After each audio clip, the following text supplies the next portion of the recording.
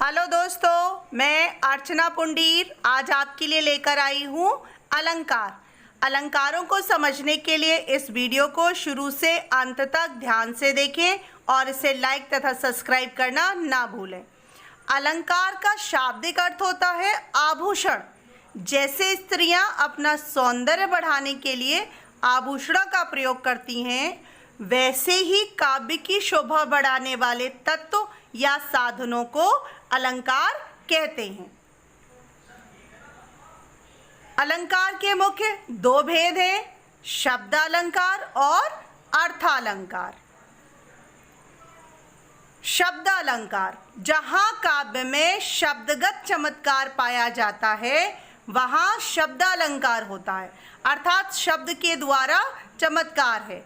इसके मुख्य तीन भेद हैं, अनुप्रास, यमक और श्लेष अलंकार। पहला हमारा आता है अनुप्रास अलंकार, जहाँ एक या एक से अधिक समान वर्णों अथवा शब्दों की एक ही क्रम से बार बार आवृत्ति हो, वहाँ अनुप्रास अलंकार होता है। जैसे चारुचंद की चंचल किरणें खेल रही हैं जल थल में, यहाँ पर च वर्ड की च वर्ड की बार बार एक ही क्रम से आवृत्ति हुई है, अतः यहाँ पर अनुप्रास अलंकार है। दूसरा है हमारा यमक अलंकार, जहाँ एक ही शब्द एक से अधिक बार आए परंतु अर्थ उसका हमेशा भिन्न भिन्न हो, वहाँ पर हमारा यमक अलंकार होता है। जैसे काली घटा का घमंड घटा, काली घटा, यहाँ घटा घटा दो बार आया है, तो पहला है घटा मतलब बादल और घमंड घटा मतलब कम होना। तो यहाँ पर एक शब्द दो बार आया है और दोनों बार उसका अलग अलग अर्थ आया है, इसलिए यहाँ पर हमारा यमक अलंकार है। तो हमें इसमें ये ध्यान रखना है कि शब्द की दो या दो से अधिक बार आवृत्ति होगी और हर बार जितनी बार वो आएगा उसका उतने बार ही अलग अलग अर्थ प्रयोग होगा। अब हमारा आता है अगला श्लेष अलंकार। श्लेष शब्द का अर्थ होता है चिपका हुआ, जहाँ एक ही शब्द में एक से अधिक अर्थ चिपके हुए हों तो वहाँ पर श्लेष अलंकार होता है। जैसे मंगन को देख पट देत बार बार है, दाता और सुम दोनों किए एक सार हैं। तो यहाँ पर पट शब्द जो है वो हमारा अनेकार्थी शब्द है, अर्थात इसके अनेक अर्थ हैं। पहला पट से मतलब है वस्त्र से और दूसरा पट से मतलब है हमारा दरवाजे से। तो यहाँ पर इसके दो अर्थ आए हैं, अतः यहाँ पर श्लेष अलंकार। अर्थालंकार, जहाँ काव्य में अर्थगत चमत्कार पाया जाता है वहाँ अर्थालंकार होता है। अर्थालंकार के मुख्य पांच भेद हैं, उपमा, रूपक, उत्प्रेक्षा, अतिशयोक्ति और मानवीकरण अलंकार। पहला हमारा इसमें है उपमा अलंकार, जहाँ दो वस्तुओं में रूप, गुण, धर्म, रंग आदि की समानता का बोध कराया जाए, वहाँ उपमा अलंकार होता है।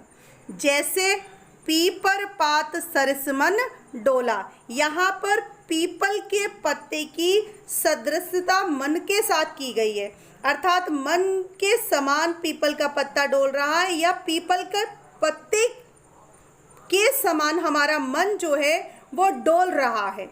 तो पीपल पत्ता जिस तरह से डोलता है उसी प्रकार से हमारा मन जो है डोल रहा है, तो यहाँ पर उपमा अलंकार है।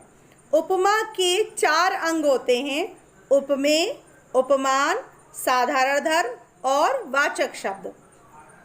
पहला जैसे उपमेय है, जिसकी उपमा दी जाती है उसे हम उपमेय कहते हैं। उपमान, जिससे उपमा दी जाती है उसे हम उपमान कहते हैं।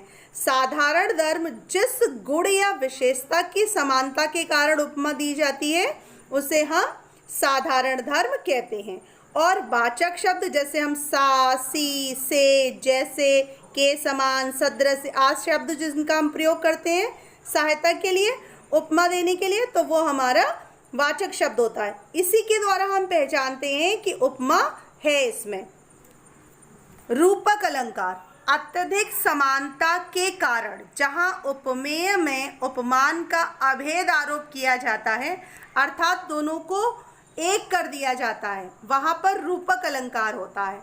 जैसे चरण कमल बंदो हरिराई, यहाँ पर चरणों को कमल का रूप दे दिया गया है, अर्थात दोनों में इतनी ज़्यादा समानता है, इतनी ज़्यादा सदृशता है कि दोनों को एक कर दिया गया है, इसलिए यहाँ पर रूपक अलंकार है।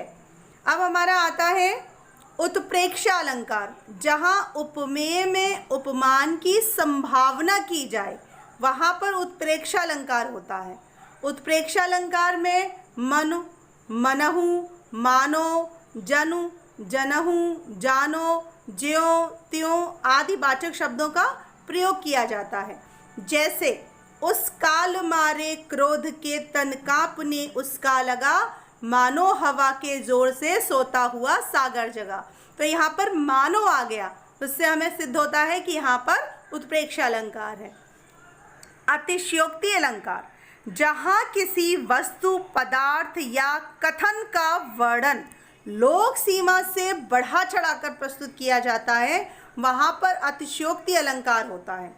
जैसे हनुमान की पूंछ में लगन न पाई आग, लंका सिगरी जल गई गए निशाचर भाग। यहाँ पर हनुमान जी की पूंछ में आग नहीं लग पाई है, लेकिन उसके बाद भी सारी लंका को जला दिया उन्होंने, तो ये जो है वो लोक अपवाद हो गया, इसलिए यहाँ पर अतिशयोक्ति है। मानवीकरण अलंकार, जहाँ प्रकृति को मानव के समान क्रियाएं व भावनाएं व्यक्त करते हुए दिखाया जाता है, वहाँ मानवीकरण अलंकार होता है। जैसे यहाँ पर कहा है, लो यह लतिका भी भर लाई, मधु मुकुल नवल रस गागरी। तो यहाँ पर लतिका अर्थात बेल को एक नायिका के रूप में प्रस्तुत किया गया है। जैसे नायिका पनघट पर जाती है और वहाँ से वो गागर भर के लाती है, उसी प्रकार से लतिका भी नवल मधुल मुकुल नव रस गागरी, अर्थात वो रस की गागर भरकर ला रही है, तो यहाँ पर मानवीकरण अलंकार हुआ।